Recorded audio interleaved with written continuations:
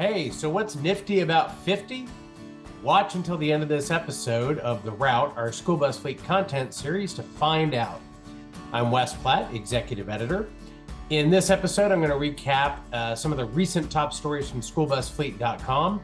Click like on this and all our other videos and subscribe to our YouTube channel.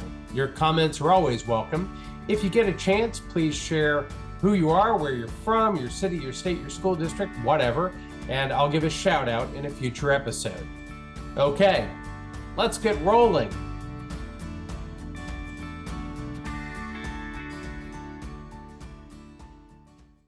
Our first stop is Greenwood Village, Colorado, headquarters of alternative student transportation provider EverDriven, formerly known as ALC Schools until earlier this year. Mitch Bowling, the company's CEO, took a few minutes to talk with me about EverDriven's efforts to complement school bus fleets when it comes to managing special needs transportation for school districts around the country. Let's take a watch. All right, so I'm happy to welcome Mitch Bowling from EverDriven for a conversation today about alternative student transportation. Mitch, thanks for joining us. Wes, thank you for having me. Appreciate it. Just got a few questions to go over today, but hopefully you can help illustrate for people your company and what you do and why that matters. And I want to start off first with a little bit of housekeeping with the fact the company used to be called ALC Schools, but earlier this year you changed the name to EverDriven. I was curious what prompted the renaming and how has that new brand been received in the market? Yeah, great question. So what prompted it, the core of it was, quite frankly, confusion. We would go into a new school district that we didn't have a relationship with, and they would go, I'm sorry, are you a school? Because it's ALC Schools. So that was not an uncommon response. Also, there are a few other companies with ALC as part of their name. So it prompted the change, but I guess the most important thing, at least from our perspective, is once we decided to make that change, it's where we went with it, because it was very important for us to have a name that was not only reflected what we do, but really who we are. We have a very passionate group of people here at EverDriven. Many of them work here because of what we do, helping special needs children, get to school and make their lives and their parents' lives easier every day. So the combination of a prompting and then a real focus on something that is what we do and who we are. Outstanding. I read somewhere there was a period between August 1st and September 16th where your drivers completed more than 21,000 unplanned student trips. I was curious about what caused those unplanned trips and how EverDriven rose to the occasion and met that need. Yes, that is correct. The school startup time is very dynamic for everyone involved. The school, their administration, us, and anyone that's part of the transportation process. And with the very best planning, things arise. And two things really drive it. Unfortunately, there are more and more special needs and McKinney-Vento students, and they become a larger and larger percentage of the population. So the general need grows year after year after year. The other piece is just really logistics, supply and demand, and the special challenges that some special needs students have. For example, special needs students can travel up to 70 miles each way per day because it's not as basic as a general needs student. Think about the process for a minute. Every school year, there's a group of special needs students in a district. First, they have to decide what is the best school for that student. It's not as simple as what's the closest school. It's what's the best school with a program that fits their need. So we have schools where students come from multiple districts to a special school for special needs children. So the complexity of that is a lot higher, and the dynamics of that are significant. And then there's still this, everyone understands this, there's a nationwide school bus driver shortage. So school bus at startup time, 21,000 unplanned trips is us working with, we work with over 600 school districts, working with those school districts and those administrators, because they have a tough task of figuring all this out in a very short amount of time. And we partner with them and complement their school bus fleet with our fleet of small capacity vehicles. And it's really the blend of those two things and the economics of that blend that school districts have to work with.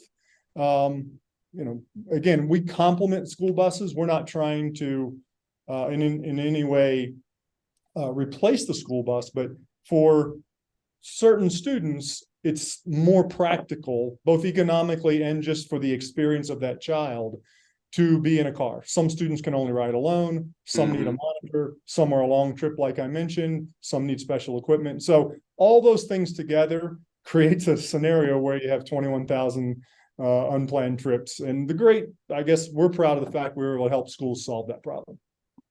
Great.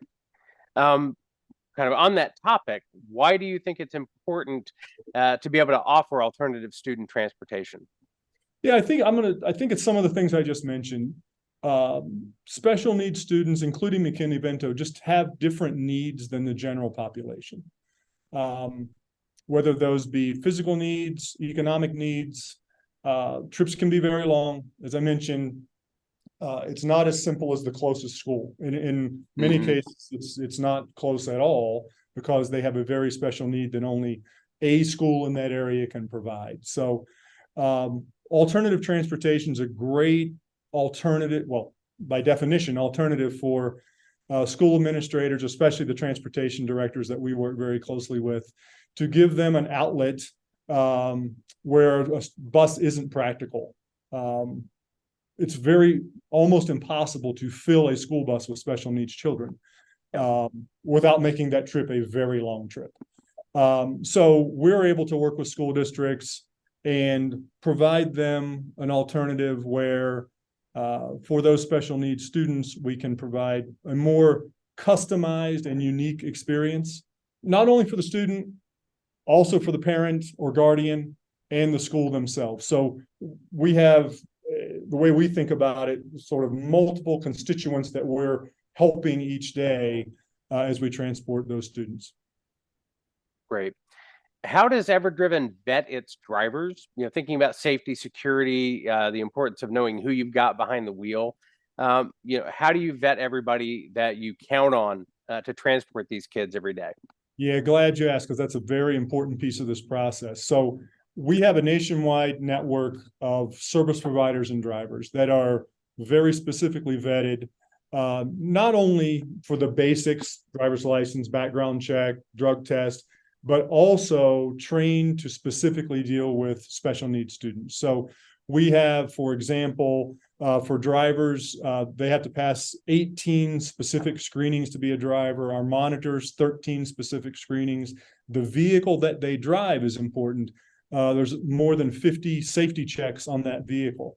So it's not just the driver, it's what they're driving as well. We also have instances where we provide vehicles that can support wheelchair needs. So depending on the need, we may have a special vehicle, but in every case, the driver and a monitor, if there's a monitor in the car, which by the way is becoming more and more the case of monitors for special needs children, and the vehicle itself. So it's a very necessary piece of the process. The school districts we know and work with obviously make that something that's very important. We work with the Department of Education in every state that we perform services to meet their standards, and then more on top of that. Okay, understood. And last question, is there anything on the horizon that you're looking at for EverDriven going forward into the future? Yeah, some of it is just doing more of what we do today. For example, 2 years ago, we were serving school districts in 19 states. Today, it's 28 states plus the District of Columbia. So we'll continue to expand into more and more states and be able to work with school districts to provide that alternative where needed. We continue to refine our technology stack. We have a proprietary technology stack. The best thing about it from a practicality perspective is that school districts and parents, very important, and parents can track in real time the path of the trip of the student. In this day and time, people expect to have Yeah. real-time information. So we provide that. So we'll continue to refine our platform, continue to work with more and more school districts, and also listen to school districts of what do they need and how can we help. Understood. Yeah, I mean, on that, if you figure with DoorDash and other products out there that you can find out where your pizza is, you definitely want to be able to know where your kid is at Yeah, any time. So yeah, it's funny. I use the pizza example all the time. If you track a pizza, you should be able to track a child. no doubt, Yeah. no doubt. Well, hey, Mitch, thank you so much for taking the time, and I appreciate it. Definitely, anytime you want to reach out, let us know when you've got something going on. Absolutely, Wes. This was great. Appreciate it. All right, take care. Bye.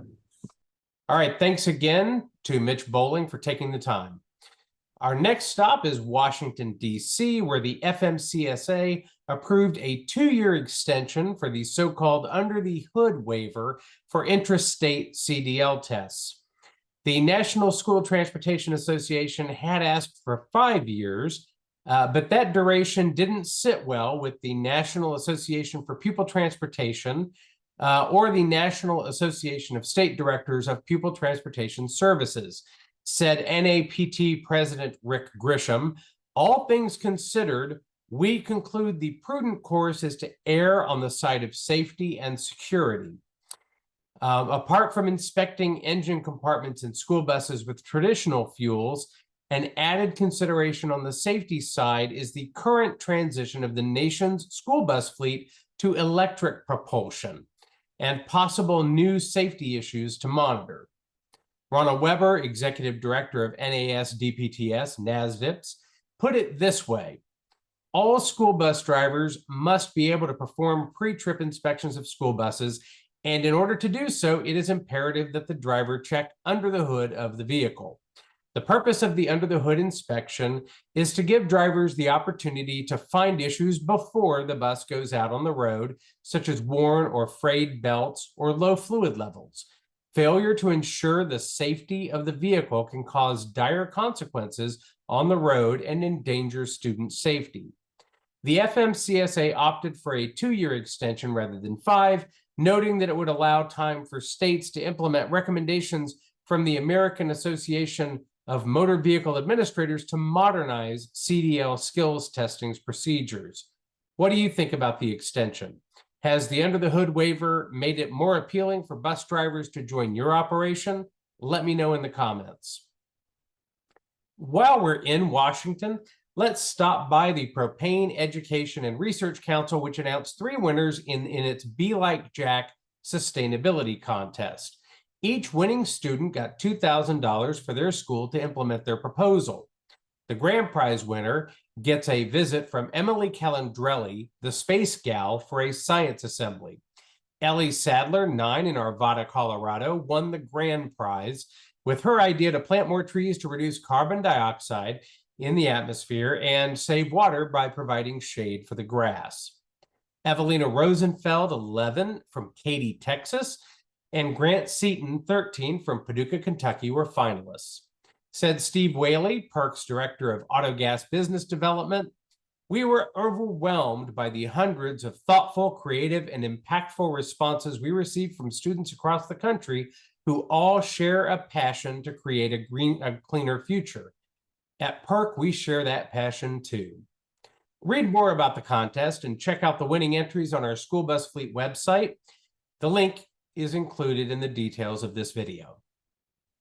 Our next stop is Wall Township, New Jersey, and the headquarters of Student Transportation of America, which recently announced that Rachel Lane had joined the company's leadership team as Vice President of Electrification and Sustainability.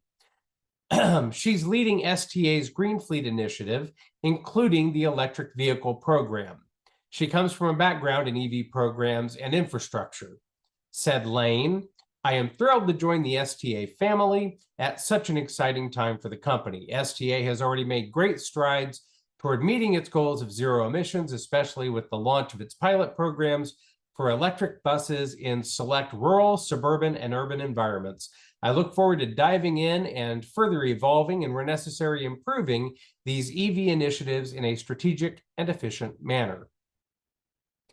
Next stop, San Francisco, California, home of Pacific Gas and Electric Company, which got approval to establish the nation's first vehicle-to-grid export compensation mechanism for commercial electric vehicle charging customers, including school bus fleets, in its service area. The rate is expected to increase participation from V2G school buses and other electric vehicles in response to near real-time grid conditions, and will be available to charging equipment paired with stationary energy storage systems, which can support the grid and provide backup power to charge vehicles during grid outages. This new export rate structure in the largest EV market in the United States may serve as a template for similar programs elsewhere in the country. All right, our last stop is a refueling depot near you, which, despite some panic reports to the contrary, doesn't seem likely to run out of diesel fuel by Thanksgiving. Reporting by our sibling publication, Heavy Duty Trucking, notes that although stockpiles of distillate fuels like diesel and heating oil are low, what that really means is higher diesel prices, particularly in the Northeast, where stocks are the lowest and diesel faces competition from fuel oil. What's hampering the supply? A few factors include maintenance. It's fall, and this is when refineries typically do such work. The nation's refinery capacity dropped in recent years as some unprofitable refineries closed. And there was the loss of Russian oil imports since the invasion of Ukraine.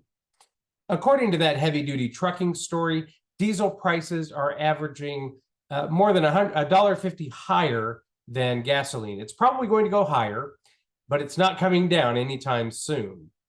What are diesel prices like where you drive? Share in the comments. All right, it's time to park the bus for now. So what's nifty about 50? Well, here's what I know. Besides this being the 50th episode, and thank you all for joining us for 50 fun episodes of School Bus Fleet's The Route. State Road 50 in my area of Orlando, when I was growing up there, was known as Colonial Drive, but State Road 50 runs from Titusville on Florida's East Coast to Weeki Wachee on the west. All right, thanks to you and to Facebook follower Randy Orvis for watching. Tell your friends about the route. If you've got news, please reach out to me by email at wes.platt@bobbit.com. Tweet us at schoolbusfleet. Remember to post who you are, where you're from, and I'll give a shout out in a future video. Drive safely, and we'll see you next time on The Route.